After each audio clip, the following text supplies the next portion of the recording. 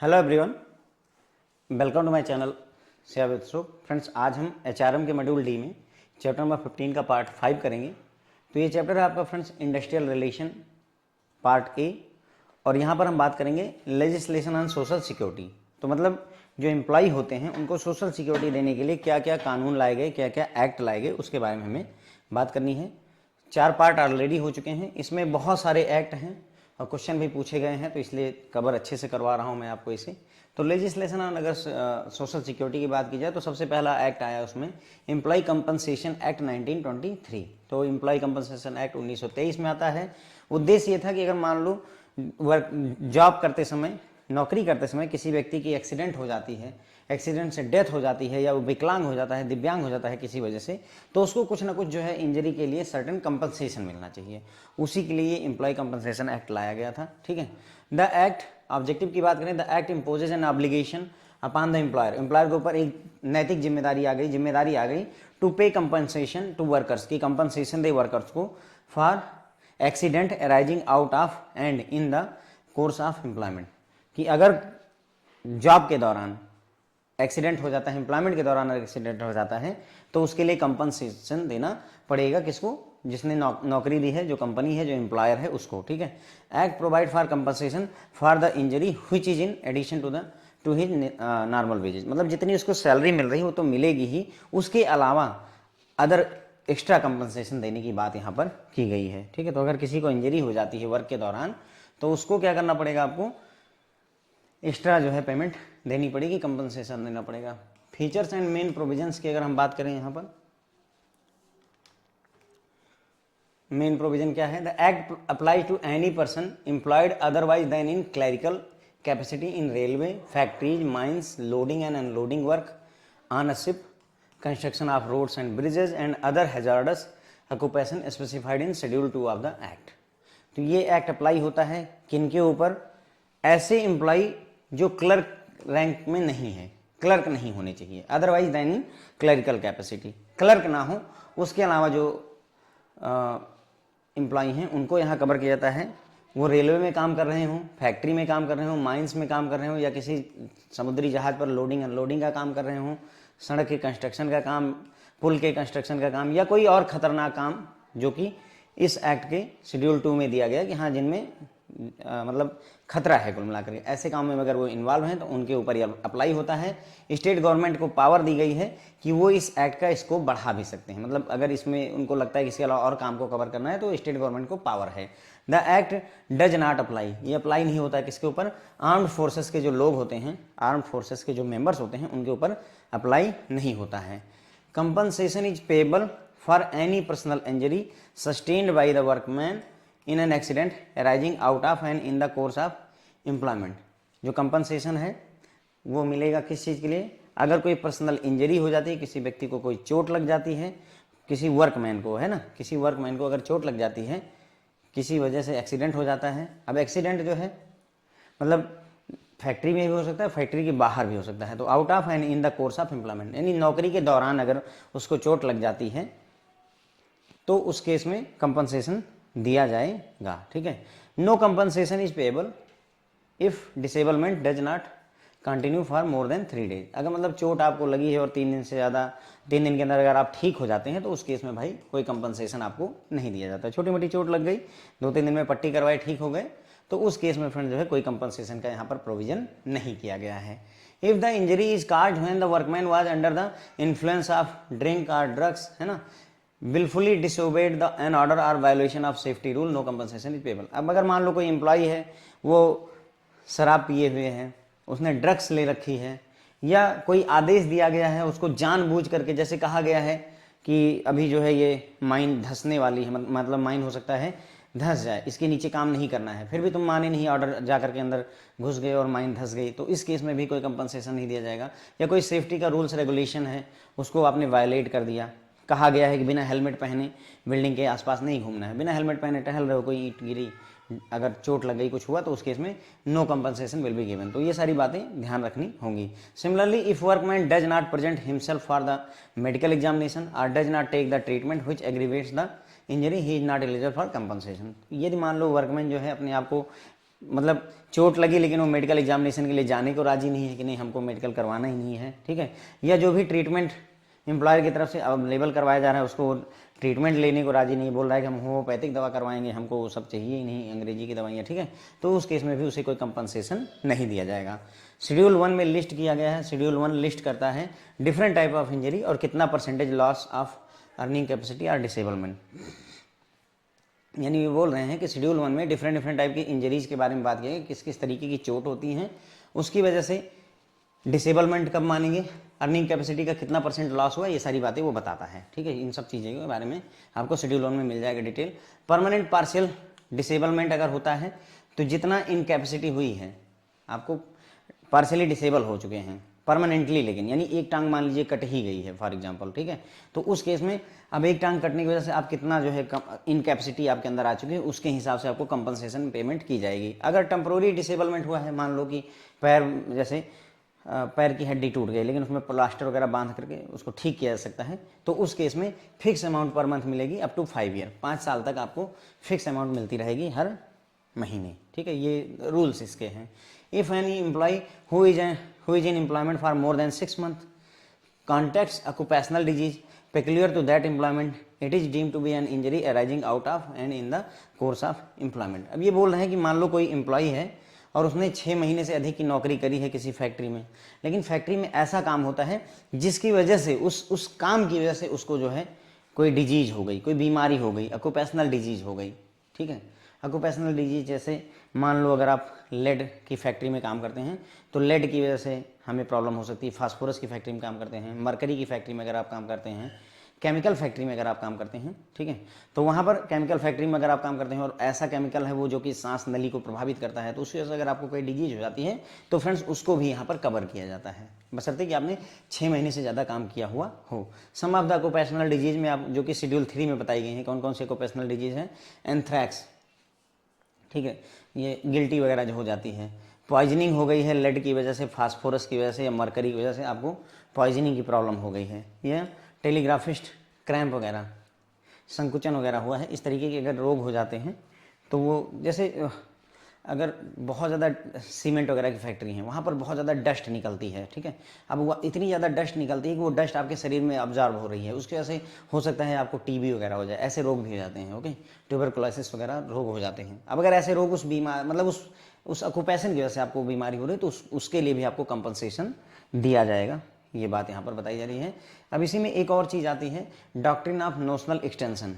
Notional extension का क्या मतलब है, जैसे मतलब क्या हुआ, बहुत सारे ऐसे केसेस हुए कि आदमी जैसे मान लो तुम बैंक गए और बैंक से तुम लौट रहे हो अपने घर अपने कमरे के लिए कि जहाँ पर तुम्हारा घर है, कमरा है, और रास्ते में एक्सीडेंट हो गया, तो एम्प्लॉयर मना कर देते थे कि भाई हमारी जिम्मेदारी नहीं है, तुम ऑफिस में थे नहीं उस दौरान एक्सीडेंट हुआ है तो वी आर नॉट रिस्पॉन्सिबल। तो उसके लिए सुप्रीम कोर्ट ने आदेश दिया कि ऐसी बात नहीं भाई, देखो अगर तुम्हारे काम के लिए बंदा गया, जैसे बंदा खुद की छुट्टी लेकर के गोवा घूमने गया है, बैंक में जॉब करता है लेकिन घूमने गोवा गया है, उस दौरान उसको कोई प्रॉब्लम होती है तब बैंक रिस्पॉन्सिबल नहीं है, लेकिन बैंक ने उसको भेज दिया मान लो ट्रेनिंग के लिए गोवा भेज दिया फॉर एग्जाम्पल, अब बैंक जिम्मेदार होगा। यही बात यहाँ पर नोशनल एक्सटेंशन मतलब कि मतलब जो प्रीमाइसेस हैं, जो हमारा दायरा है उसको बढ़ाया गया, जो मतलब ये नहीं कि सिर्फ फैक्ट्री के अंदर खड़े हो तभी तुम्हें एक्सीडेंट को एक्सीडेंट माना जाएगा, इस दायरे को बढ़ाने की भी बात की गई, तो that is doctrine of notional extension. Supreme Court explained this doctrine as a rule employment does not commence, ठीक है, मतलब नियम के हिसाब से एज ए रूल नियम क्या है, employment does not commence until the workman has reach the place of employment and does not continue when he left the place of employment. इनके हिसाब से मतलब सुप्रीम कोर्ट कहता है कि भाई रूल के हिसाब से एम्प्लॉयमेंट तब तक नहीं शुरू हो जाता है जब तक कि वर्कमैन अपनी फैक्ट्री में ना पहुंच जाए, और एम्प्लॉयमेंट तब खत्म हो जाता है जैसे ही वो प्लेस ऑफ एम्प्लॉयमेंट छोड़ता है, जैसे ही वो फैक्ट्री को छोड़ेगा तुरंत ही एम्प्लॉयमेंट का प्लेस खत्म हो जाता है, ठीक है। लेकिन कई बार क्या होता है इसके दौरान उसको इंजरी हो जाती है, तो उसी पर ही इन्होंने कहा this is however subject to the theory of notional extension. यहीं पर नोशनल एक्सटेंशन की थियरी आती है of the employer's premises so as to include the area of workman passes and repasses while going to and returning from the workplace। तो ऐसे में जो employer का एरिया है, प्रीमाइसेस है, उसको हम अगर ड्यूटी के लिए, जैसे तुम बैंक में जॉब करते हो और बैंक से 2 किलोमीटर पर तुम्हारा मकान है, तो 2 किलोमीटर जाने और आने का ये जो दायरा है, एरिया है, इसको भी एम्प्लॉयर की प्रीमाइसेस ही माना जाएगा। वही ये कह रहे हैं कि वर्कमैन जिस भी एरिया से पास होता है, रीपास होता है, जॉब पर जाने के लिए या जॉब से लौटने के लिए, उसको भी जो है हम एम्प्लॉयर का प्रीमाइसेस ही मान लेंगे। ओके, देयर में भी, प्रीमाइसेस मतलब क्षेत्र होता है friends. Okay, there may be reasonable extension in both time and place and a workman may be regarded as the course of employment even though he had not reached or had left the employer's premises. ठीक है, तो there will be a reasonable extension in both time and place, समय और place दोनों में extension किया जाएगा।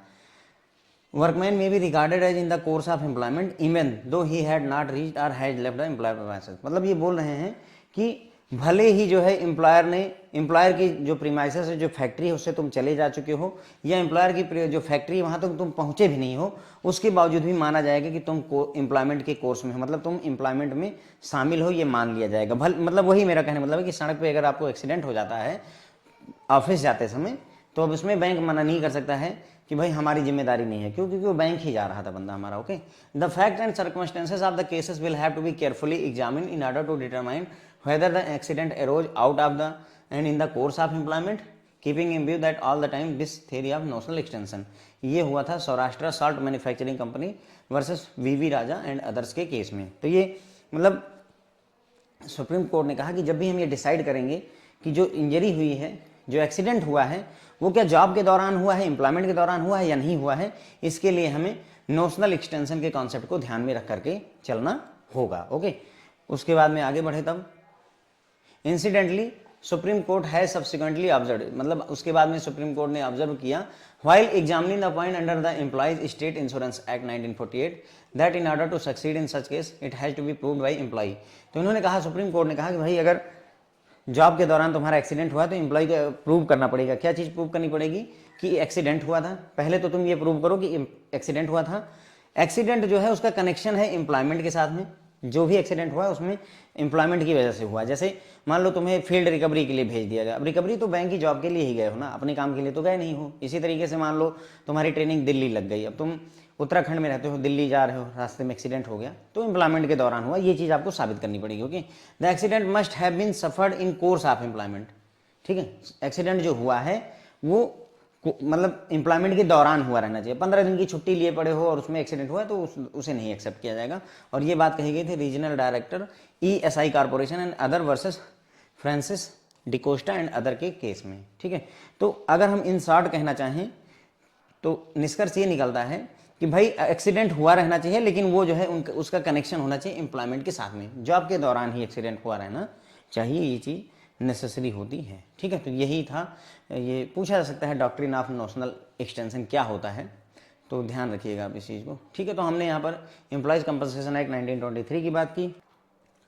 तो यहाँ पर हमने देखा एम्प्लॉय कंपनसेशन एक्ट 1923 आया हुआ था। इसमें उद्देश्य क्या था कि अगर मान लो वर्क के दौरान किसी को एक्सीडेंट हो जाता है, किसी को इंजरी हो जाती है, तो उसको उसकी सैलरी के अलावा कुछ एक्स्ट्रा कंपनसेशन मिलना चाहिए। फिर मेन फीचर की हमने बात की कि अगर कोई व्यक्ति जो है किसी क्लर्क के अलावा किसी और मतलब जो है पद पर काम कर रहा है, चाहे रेलवे में, फैक्ट्री, माइंस में, या किसी खतरनाक काम में लगा हुआ है जो शेड्यूल 2 में डिफाइंड है, तो उसे उनको इन सब में शामिल किया जाता है, उन सब लोगों को इसमें शामिल किया जाता है। स्टेट गवर्नमेंट को मतलब जो है पावर है इस एक्ट का स्कोप बढ़ाने की, यानी और भी फैक्ट्रियाँ, इंडस्ट्रीज़ को इसमें शामिल कर सकती हैं। आर्म फोर्सेस के यानी आर्मी वगैरह के लोग, नेवी और इनके लोग जो है इसमें शामिल नहीं होते हैं, इस एक्ट में उनको शामिल नहीं किया जाता है। कंपनसेशन जो है इंजरी अगर वर्क के दौरान अगर उसको होती है, यानी एम्प्लॉयमेंट के दौरान होती है, तो उसके लिए पेमेंट करनी पड़ेगी। लेकिन अगर मान लो चोट लगी है और 3 दिन में ठीक हो जाती है तो उसके लिए कोई कंपनसेशन नहीं दिया जाएगा। कंपनसेशन तब भी नहीं दिया जाएगा अगर व्यक्ति ने दारू पी रखी है, व्यक्ति ने ड्रग्स ले रखी है, या कोई आदेश दिया गया था उसको उसने माना नहीं जानबूझ के, या फिर उसने सेफ्टी के जो रूल्स रेगुलेशन उसको फॉलो नहीं किया। इन दैट ऑल केसेस उसको ये प्रॉब्लम होगी। सिमिलरली वर्कमैन एग्जामिनेशन के लिए नहीं जाता है, अपना चेकअप नहीं करवाता है, जो ट्रीटमेंट कहा जाता है उस ट्रीटमेंट को नहीं लेता है, तो उस केस में भी उससे कंपनसेशन नहीं दिया जाएगा। शेड्यूल 1 में बात की गई है डिफरेंट टाइप की इंजरीज की, और कैपेसिटी इनकैपेसिटी या डिसेबलमेंट की भी बात की गई, कितना परसेंटेज लॉस हो जाता है अगर आपको चोट लगती है तो आपकी अर्निंग में कितना प्रभाव पड़ेगा, उसी हिसाब से कंपनसेशन दिया जाता है। अगर परमानेंट पार्शियल डिसेबलमेंट हो गया, परमानेंटली आप डिसेबल हो गए हैं, तो उस केस में आपकी जितनी इनकैपेसिटी हुई है, जितना आप मतलब सोचिए दोनों पैर अगर नहीं रहे हैं, तो आप 50% इनकैपेसिटी या जो भी मान लें वो उस हिसाब से आपको पेमेंट मिलती है। अगर टेम्प्रोरी डिसेबल हुए हैं तो फिक्स जो है आपको अमाउंट 5 वर्षों तक दिया जाएगा। ठीक है, अगर कोई ऐसा एम्प्लॉय है जो 6 महीने से ज़्यादा काम कर चुका है, ऐसे ऐसे ऑक्यूपेशन में, ऐसे फैक्ट्री में जहाँ पर उस फैक्ट्री में काम करने की वजह से अगर उसको जो है डिजीज हो जाती, बीमारी हो जाती, फैक्ट्री में काम करने की वजह से बीमारी हो गई, तो उस बीमारी को भी हम यहाँ पर कंपनसेशन में कवरेज देते हैं, ये बात कही गई। ठीक है, शेड्यूल 3 में बहुत सारी ऐसी बीमारियों की बात की गई है जो जॉब के दौरान लग जाती है व्यक्ति को। उसमें से कुछ एग्जांपल, एंथ्रैक्स हो गया, जो गिल्टी वगैरह गला है ना, और गले में जो गिल्टी वगैरह हो जाती है, और उसके बाद में लेड की वजह से पॉइजनिंग, फास्फोरस, मरकरी, इन सब की वजह से पॉइजनिंग भी उसमें एग्जाम्पल में आते हैं। फिर आता है डॉक्ट्रिन ऑफ नोशनल एक्सटेंशन। तो इसमें मैंने आपको बताया कि होता क्या है कि एम्प्लॉय पहले, मतलब जो कंपनियां होती थी वो ये कहती थी कि अगर तुम फैक्ट्री के अंदर हो और उसमें चोट लगी तो हम तुमको कवर करेंगे, फैक्ट्री से तुम चले गए तो हमारी जिम्मेदारी खत्म हो गई। उसी पर सुप्रीम कोर्ट ने कहा कि भाई ऐसी बात नहीं है, तुम्हारा प्रीमाइसेस अगर वो 10 किलोमीटर दूर रहता है तुम्हारी फैक्ट्री, यहाँ फैक्ट्री से, तो 10 किलोमीटर जाने और आने के दौरान अगर उसको जॉब के लिए आने और जाने के दौरान अगर उसको चोट लगती है तो उसको तुम्हें कवर करके देना पड़ेगा। वो घर चला गया, पहुंच गया, उसके बाद वो सब्जी खरीदने गया, तुम जिम्मेदार नहीं हो, लेकिन कम से कम ऑफिस आते समय और ऑफिस से जाते समय अगर वो चोट खाता है, यू आर रिस्पॉन्सिबल। ये है डॉक्ट्रिन ऑफ नोशनल एक्सटेंशन। उसी के बारे में इन्होंने बताया कि भाई जो है एम्प्लॉयर की जो प्रीमाइसेस है वो वर्कमैन काम के लिए जहाँ जहाँ से गुजरता है, वापस आता है, उन सभी एरियाज को हम यहाँ पर मानते हैं। ओके, तो हमें टाइम और प्लेस एक्सटेंड करना पड़ेगा, एम्प्लॉयमेंट में मानना पड़ेगा। अगर एम्प्लॉयर जो है भले ही ऑफिस में, मतलब फैक्ट्री पहुंचा या फैक्ट्री से, मतलब जैसे मान लो फैक्ट्री से चला गया, ठीक है, फिर भी उसको मानेंगे कि हाँ एक्सीडेंट हुआ है, और फैक्ट्री आते समय हो गया तब भी एक्सीडेंट ही माना जाएगा। ठीक है, तो यही सुप्रीम कोर्ट ने कहा भाई कि जब भी आप ये डिसाइड कर रहे हो कि हाँ एक्सीडेंट वर्क के दौरान हुआ है या नहीं, तो उसके लिए कुछ चीज़ें ध्यान रखनी होती है कि एक्सीडेंट हुआ होना चाहिए, ये एम्प्लॉय प्रूव करेगा कि एक्सीडेंट हुआ था, और एक्सीडेंट का कनेक्शन हमारे जो है एम्प्लॉयमेंट से है, और एक्सीडेंट जो है कोर्स ऑफ एम्प्लॉयमेंट यानी वर्क के दौरान ही हुआ है, ये चीज़ आपको साबित करनी पड़ेगी। तो इन शॉर्ट अगर हम नोशनल एक्सटेंशन की अगर हम बात करें तो ये सिर्फ यही कहना चाहते हैं कि भाई जो आपका एक्सीडेंट हुआ, जो आपको इंजरी हुई है, उसका आपके नौकरी से कोई ना कोई लेना देना होना चाहिए, ये बात ध्यान रखने की जरूरत है। फिर आता है employees provident fund and miscellaneous provision act. Employees provident fund, PF की बात हो रही है ना, अभी जो है ईपीएफओ आ गया है, एम्प्लॉय प्रोविडेंट फंड ऑर्गेनाइजेशन। जो प्राइवेट सेक्टर में काम करते हैं लोग, उनके लिए ईपीएफओ का काम होता है, ईपीएफओ उनको दिया जाता है। तो ऑब्जेक्टिव क्या है? Objective of the act is to provide substantial security and monetary assistance to the employees and their families to protect them during the age disablement. मतलब रिटायरमेंट वगैरह पे उनको कुछ पैसे मिल जाएं, उसके लिए ही पीएफ कटता है ना, आपने सुना ही होगा कि पीएफ कटता है उनका, जो प्राइवेट एम्प्लॉय होते हैं। Employees family pension scheme was therefore introduce from 1 अप्रैल 1971। तो पहले शुरू में गवर्नमेंट जो है एम्प्लॉय फैमिली पेंशन स्कीम लेकर आई 1971 में। उसके बाद में उसको रिप्लेस कर दिया गया एम्प्लॉयज पेंशन स्कीम 1995 द्वारा। ठीक है, उसके बाद में फिर आगे बात बढ़ी। New scheme provide for regular income after retirement और death in the form of pension. तो अगर किसी एम्प्लॉय की डेथ हो जाती है या रिटायर हो जाता है तो उसे पेंशन के रूप में जो है कुछ ना कुछ अमाउंट मिलता रहेगा। अगर हम बात करें फीचर्स और मेन प्रोविजंस की, तो an employee includes any person employed for wages in any kind of work in connection with the work of an establishment. मतलब किसी भी तरीके के काम में अगर वो जुड़ा हुआ है व्यक्ति, तो उसके लिए ये आपकी स्कीम लागू होती है। As per the amendment of the provident fund scheme from time to time the wages limit coverage has been enhanced from 6,500 to 15,000 per month. यानी कि जो है पहले जो है क्या था, अगर मैक्सिमम सैलरी 6,500 होती थी तब व्यक्ति को कवर किया जाता था, अब इसको मैक्सिमम सैलरी 15,000 रुपये पर मंथ तक कवर किया जाता है। इसका थोड़ा सा कॉन्सेप्ट भी समझ लेते हैं। It means that even if basic salary is higher than 15,000 the employer's contribution to the pension will continue to be calculated on the basic salary of 15,000। ये है इसका असली मतलब कि जैसे क्या 20,000 सैलरी तो नहीं लागू होगा सर, लेकिन जो एम्प्लॉयर कंट्रीब्यूट करता है मतलब पीएफ में, वो 8.33% का कंट्रीब्यूट, तो एम्प्लॉयर जो है 8.33% जो है कंट्रीब्यूट करते हैं। तो मान लो किसी की सैलरी जो है बेसिक सैलरी अगर 30,000 रुपये भी है, तो भी उसमें से सिर्फ 15,000 रुपये बेसिक सैलरी मान करके उसका 8.33% जो है पर मंथ कंट्रीब्यूट करेगा एम्प्लॉयर, और इतना ही एम्प्लॉय भी कंट्रीब्यूट करता है। इसी तरीके से ये ईपीएफ का कॉन्सेप्ट चलता है। ठीक है, act is applicable to the factories and other establishment employing 20 or more person. अगर 20 या 20 से अधिक एम्प्लॉई हैं तो उन सब के ऊपर ये एक्ट जो है हमारा लागू होता है। सेंट्रल गवर्नमेंट है, मतलब अब कितना इंटरेस्ट मिलेगा इसमें जो फंड जमा हुआ है उसका rate of interest central government declare करती है कि भाई जैसे पीपीएफ वगैरह अकाउंट होते हैं आपके, सुकन्या समृद्धि है, उसी तरीके से इस अकाउंट पर कितना मतलब परसेंट इंटरेस्ट मिलेगा वो गवर्नमेंट ऑफ इंडिया डिसाइड करती है, सेंट्रल गवर्नमेंट। ओके, अ मेंबर में, अब इसमें से जो फंड है पीएफ का जो फंड है उसको विड्रॉ भी किया सकता है। A member may withdraw full amount from his PF account in the event of retirement from the service after attaining the age of 55 years. तो अगर कोई व्यक्ति 55 साल का हो जाता है, वैसे तो रिटायरमेंट कब होती है 60 साल की, लेकिन मान लो कुछ वजह हैं जिनकी वजह से आप 55 साल में भी अगर चाहें तो रिटायरमेंट ले करके पूरा अमाउंट विड्रॉ कर सकते हैं अपने पीएफ अकाउंट से।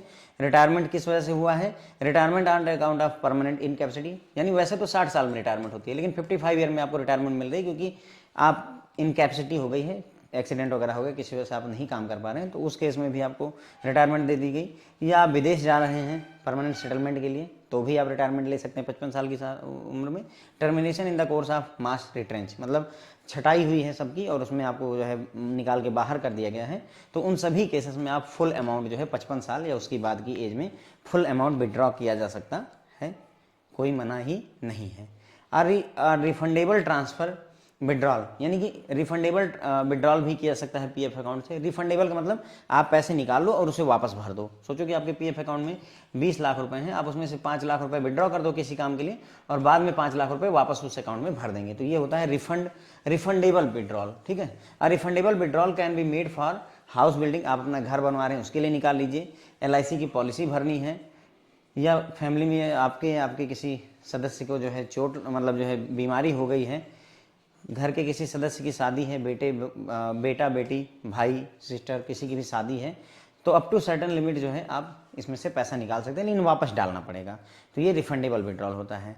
नॉन रिफंडेबल भी अलाउ है, however non refundable withdrawal even up to 100% of the employee contribution from PF can be made only for the purpose of house building.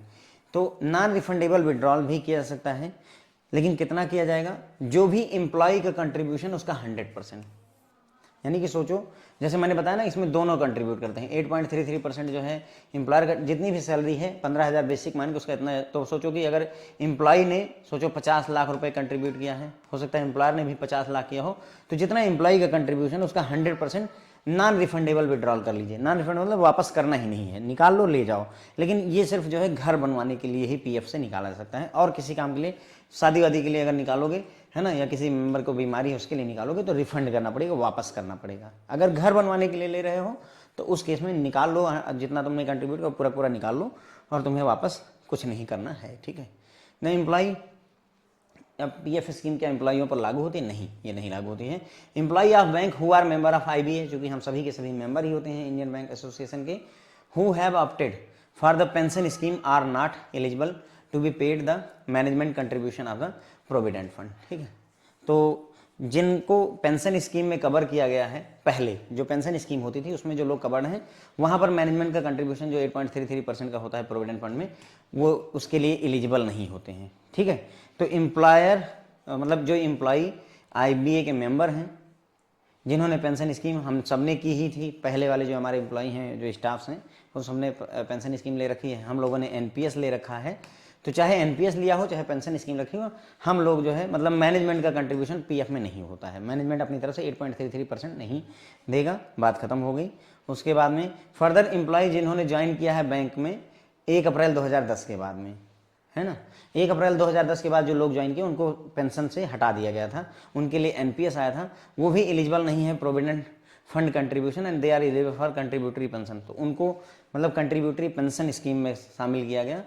PF का तो कोई मतलब ही नहीं रह गया, यहाँ पर इनको कंट्रीब्यूटरी पेंशन स्कीम जिसे न्यू पेंशन स्कीम या NPS कहते हैं, ठीक है, उनको न्यू पेंशन स्कीम के तहत NPS नेशनल पेंशन स्कीम के तहत कवर किया गया है। तो बैंक एम्प्लॉय इसके लिए पीएफ के लिए एलिजिबल नहीं होते हैं। ठीक है, तो हमने यहाँ पर देखा employee provident fund and miscellaneous provision act का उद्देश्य क्या है कि थोड़ा थोड़ा पैसा एम्प्लॉय कंट्रीब्यूट करे, थोड़ा एम्प्लॉयर कंट्रीब्यूट करे, दोनों पैसे मिल करके अगर आपकी रिटायरमेंट आती है तो आपको एक पेंशन बांध दी जाए, इसके लिए स्कीम लाई गई थी।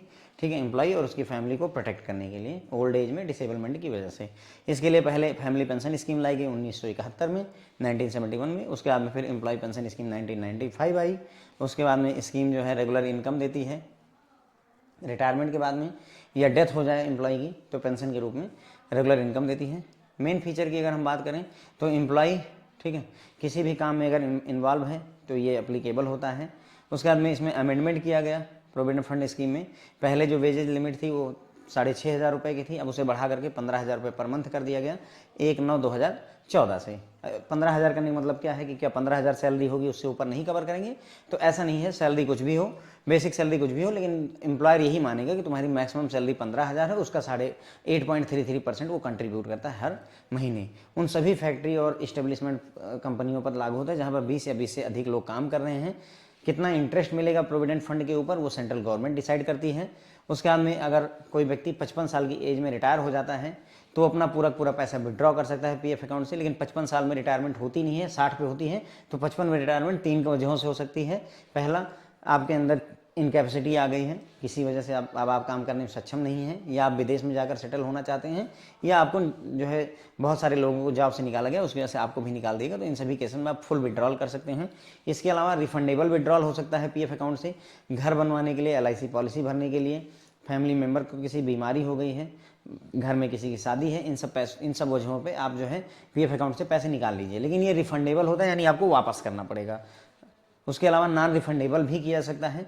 नॉन रिफंडेबल करेंगे लेकिन सिर्फ एक पर्पज़ के लिए कर सकते हैं, हाउस बनाने के लिए, घर बनवाने के लिए आप नॉन रिफंडेबल विड्रॉल कर लीजिए। कितना कर सकते हैं? तो उसके लिए क्राइटेरिया है, जितना आपने, यानी जितना एम्प्लॉय का कंट्रीब्यूशन उसका 100% कर सकते हैं। एम्प्लॉय ने 10 लाख रुपए कंट्रीब्यूट किए हैं तो 10 लाख रुपए निकाले जा सकते हैं, ठीक है। ये होता है। जैसे एनपीएस में भी, आपका नेशनल पेंशन स्कीम में भी यही होता है, थोड़ा पैसा आपका कटता है, थोड़ा पैसा एम्प्लॉयर का, उतना ही पैसा एम्प्लॉयर भी कंट्रीब्यूट करके, जैसे 8,000 आपका कटेगा, 8,000 एम्प्लॉयर कंट्रीब्यूट करके 16,000 रुपये महीने आपके जमा होते रहते हैं। वही बात यहाँ पर भी है। तो आईबीए के जो भी बैंक के जो एम्प्लॉय हैं, जो आईबीए के मेंबर हैं, जिन्होंने पहले पुरानी पेंशन स्कीम अडॉप्ट कर रखी है, उनके केस में पीएफ में मैनेजमेंट का कंट्रीब्यूशन नहीं होता है, सिंपल सी बात है। उसके बाद में जिन्होंने 1 अप्रैल 2010 के बाद ज्वाइन किया, उनके लिए पेंशन स्कीम खत्म की जा चुकी थी, तो वो भी एलिजिबल नहीं है। उनके लिए एक न्यू पेंशन स्कीम लाएगी, जिसे एनपीएस, नेशनल पेंशन स्कीम हम लोग कहते हैं। उसमें भी यानी पीएफ उनके लिए भी लागू नहीं। कुल मिलाकर के बैंक एम्प्लॉइयों के लिए प्रोविडेंट फंड का कोई फंडा नहीं है। कुल मिलाकर के कहने की बात यह है। अब आता है अगला जो है एक्ट हमारा फ्रेंड्स, मैटरनिटी बेनिफिट एक्ट 1961। तो मैटरनिटी बेनिफिट एक्ट 1961 समझ में आ ही रहा होगा। मातृत्व अवकाश कहते हैं इसे एक तरीके से, मतलब जब प्रेगनेंसी होती है उस दौरान जो है महिलाओं को ये छुट्टियां दी जाती हैं, बेनिफिट्स दिए जाते हैं, उसी के लिए स्कीम लाई गई थी। The act is a social security legislation to promote the welfare of working women. जो भी वर्किंग वुमेन है उनको सोशल सिक्योरिटी प्रोवाइड करने के लिए, उनके वेलफेयर के लिए स्कीम लाई गई थी। It also prohibit working of pregnant women for a specified period before और आफ्टर डिलीवरी। इसमें क्या है कि अगर कोई लेडी प्रेग्नेंट है तो प्रेगनेंसी से थोड़े समय पहले और प्रेगनेंसी के थोड़े समय बाद तक काम करने के लिए मना भी किया जाता है, कोई एम्प्लॉयर उससे काम नहीं करवा सकता है। Okay, it provides for leave and certain monetary and other benefit. इसमें छुट्टी की भी व्यवस्था की गई है और भी पैसे वगैरह का मॉनेटरी बेनिफिट भी दिया जाता है। अब इसकी अगर हम फीचर और मेन प्रोविजंस की हम बात करें प्रेगनेंसी वाली लीव के लिए, तो the act applies for every establishment, factory, mines having 10 और मोर एम्प्लॉई। कोई भी कंपनी है, फैक्ट्री है, माइन है, जहाँ पर 10 या 10 से अधिक एम्प्लॉई हैं फ्रेंड, तो उन सब पर ये लागू होता है।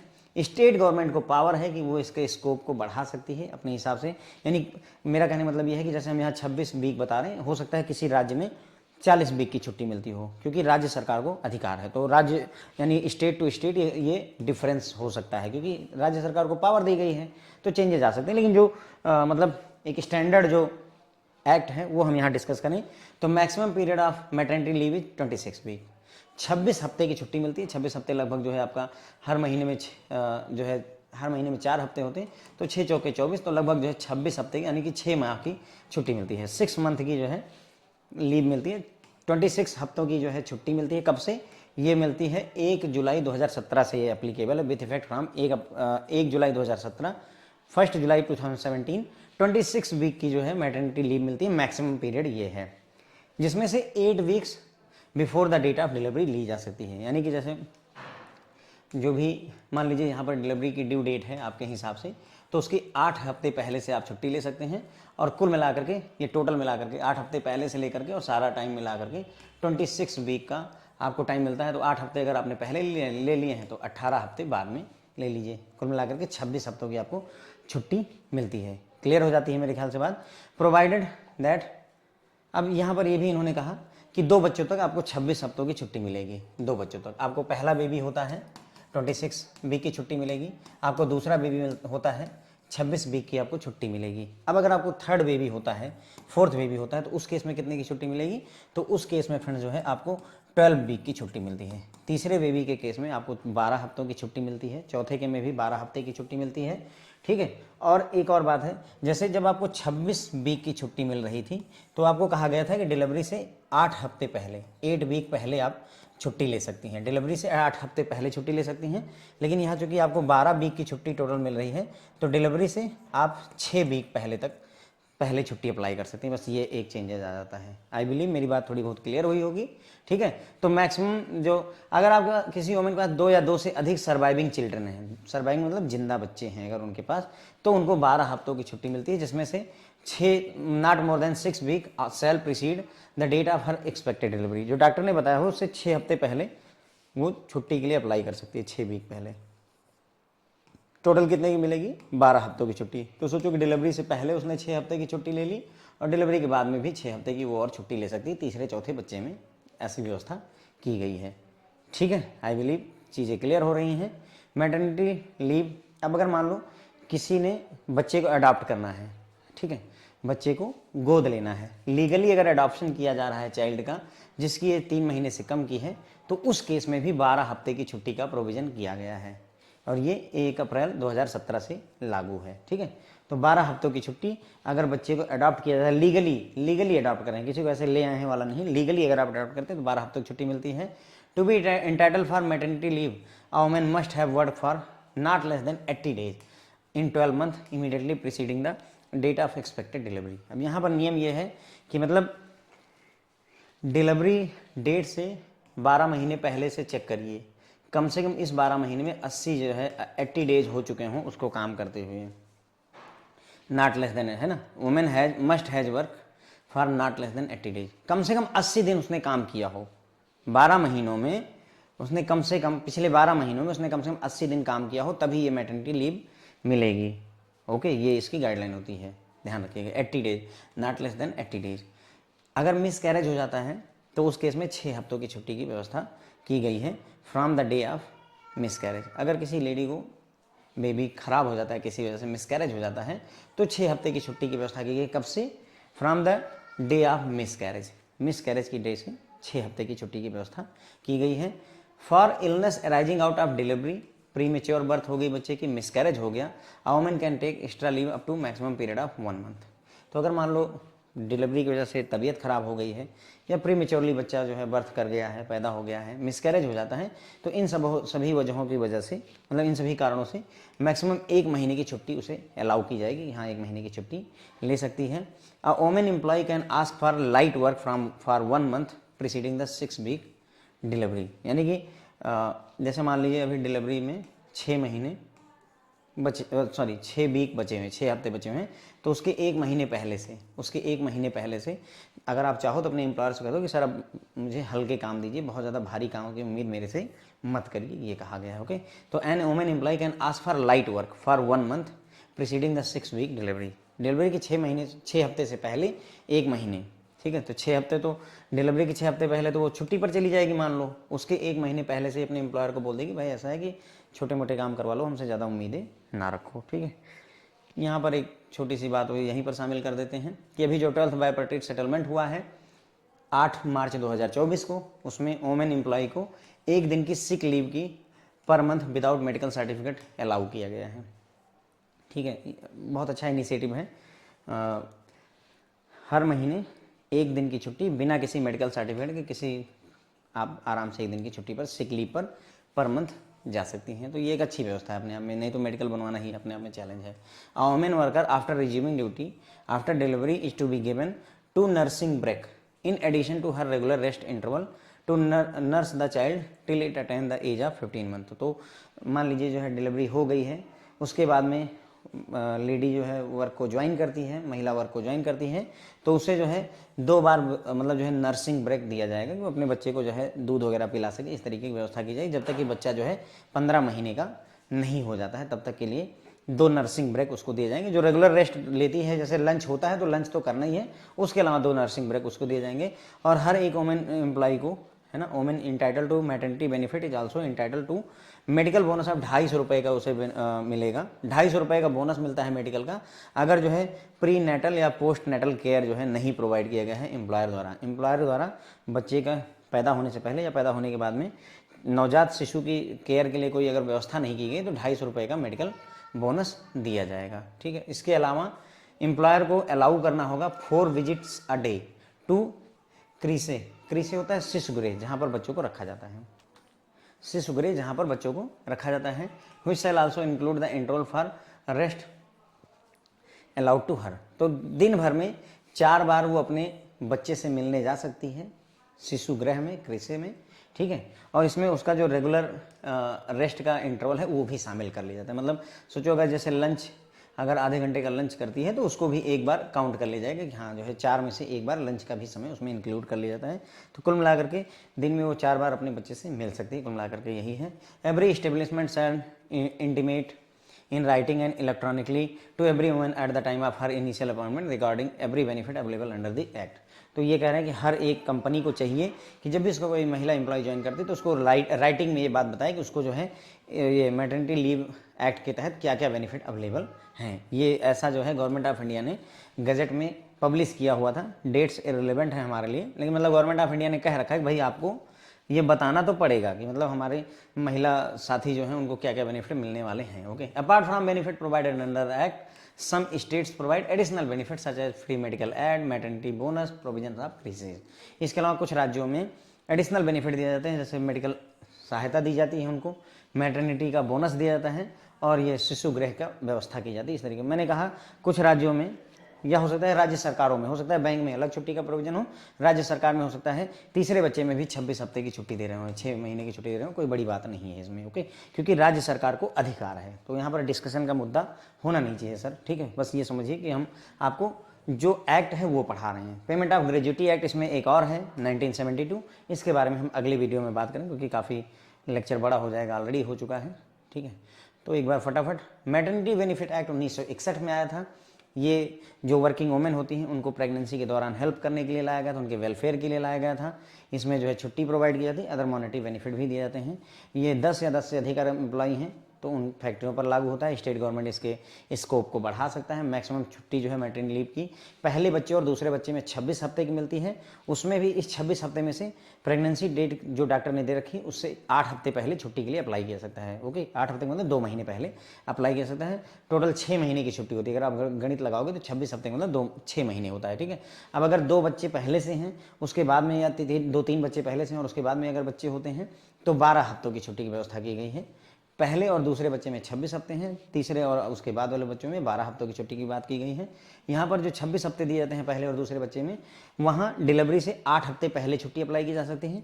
यहाँ सिर्फ 12 हफ्तों की बात की गई तीसरे चौथे बच्चों में, तो 6 हफ्ते पहले आप अप्लाई कर सकते हैं छुट्टी के लिए। एक्सपेक्टेड डेट ऑफ डिलीवरी, अगर कोई लीगल तरीके से बच्चे को अडॉप्ट कर रहा है, ऐसा बच्चा जिसकी एज 3 महीने से कम है, तो उस केस में भी 12 हफ्तों की छुट्टी की व्यवस्था की गई है।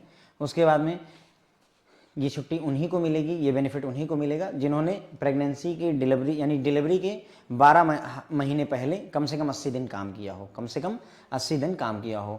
अगर मिसकैरेज हो जाता है तो उस केस में मिसकैरेज की डेट से 6 हफ्ते की छुट्टी की व्यवस्था की गई है। अगर डिलीवरी की वजह से या प्रीमेच्योर बर्थ की वजह से, मिसकैरेज की वजह से अगर कोई बीमारी हो जाती है, कोई इलनेस होती है, तो उसके लिए भी 1 महीने की छुट्टी की व्यवस्था की गई है। 6 हफ्ते डिलीवरी को बचे हुए हैं, उससे 1 महीने पहले से अगर आप चाहो तो अपने एम्प्लॉयर से कह दो कि सर हम हल्के काम कर पाएंगे, भारी काम की हमसे उम्मीद ना करें। ओके, उसके अलावा 12th बायपार्टी सेटलमेंट जो अभी 8 मार्च को हुआ है, जिसमें CIB में 2 जो है इंक्रीमेंट की भी व्यवस्था की गई है कि अब आपको 1 नहीं 2 इंक्रीमेंट मिलेगा ऑफिसर रैंक पे, ठीक है। तो उसमें क्या है कि वोमेन एम्प्लॉय जो भी एम्प्लॉय हैं उनको, जो वोमेन एम्प्लॉय हैं उनको 1 दिन की जो है सिक लीव की व्यवस्था की गई है per month without medical certificate, बिना मेडिकल सर्टिफिकेट के 1 दिन की छुट्टी पर जा सकती हैं, ठीक है। और उसके बाद में अगर कोई वोमेन डिलीवरी हो जाने के बाद में वो अपना वर्क रिज्यूम करती है तो उसको 2 नर्सिंग ब्रेक दिए जाएंगे जिसमें वो अपने बच्चे की देखभाल कर सकती है और जब तक कि बच्चा 15 महीने का ना हो जाए। इसके अलावा अगर प्री नेटल यानी कि नवजात की पहले पैदा होने से पहले और बाद में केयर करने के लिए कोई व्यवस्था फ्री में नहीं दी गई है तो 250 रुपये का मेडिकल बोनस देने की व्यवस्था की गई है। उसके अलावा 4 बार विजिट कर सकती है अपने बच्चे को, शिशु गृह को विजिट कर सकती है। ओके, 4 बार यहाँ विजिट करने की व्यवस्था की गई है, 2 बार यहाँ पर की गई है डिलीवरी।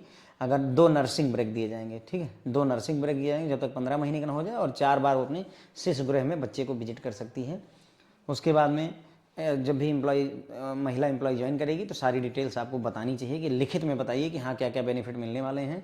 उसके बाद में कुछ कुछ राज्यों में इस जितना मैंने आपको बताया इसके अलावा भी बेनिफिट दिए जाते हैं, जैसे फ्री मेडिकल ऐड हो गया, मैटरनिटी का बोनस दिया जाता है और ये शिशु गृह, बाल गृह, कृषि की प्रोविज़न वगैरह करके देते हैं। ठीक है, तो बस यहीं पर ये लेक्चर हमारा खत्म होता है। अब पेमेंट ऑफ ग्रेजुटी एक्ट हमें पढ़ना है। एक एक्ट रह गया कुल मिलाकर के, ये जो सोशल वेलफेयर स्कीमें थी उनमें एक एक्ट रह जाता है, इसको हम अगले लेक्चर में निपटा देंगे और उसी के साथ में आपका पूरा चैप्टर भी ये कवर हो जाएगा। Thank you so much.